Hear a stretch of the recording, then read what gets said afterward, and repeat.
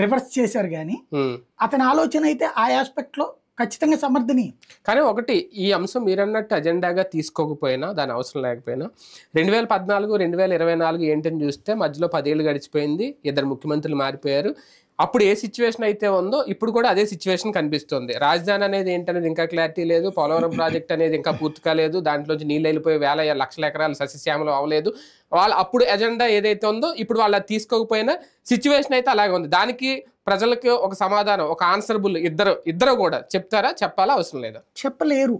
ఎందుకంటే ఇదేమి సరదాగా నోటి మాటలతో అయిపోయే పనులు కాదు. బేసిక్గా పోలవరం ఉంది, ఆవేశపడిపోయి చేసినందుకు ఫలితం అనుభవిస్తున్నాం.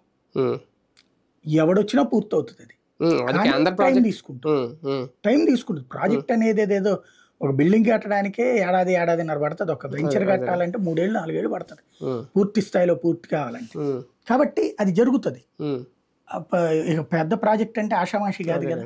కేసీఆర్ పెట్టినట్టు కట్టిన తర్వాత మధ్యలో కుంగితే ఏమవుతుంది, జీవితకాలం కొట్టుకోవాలి. ముందే కుంగింది మనకు కాబట్టి ముందే కుంగింది కాబట్టి బతికిపోయాం మనం ఓ రకంగా. లేకపోతే ఎంత దారుణం ఉండేది. అది నెంబర్ 1 పోలవరానికి సంబంధించి. నెంబర్ 2 రాజధానికి సంబంధించి. అంత్య నిష్ఠూరం ఆది నిష్ఠూరం అంటారు, ఇది ఆది నిష్ఠూరం. ఇప్పుడు తిట్టుకోవచ్చు కొట్టుకోవచ్చు కానీ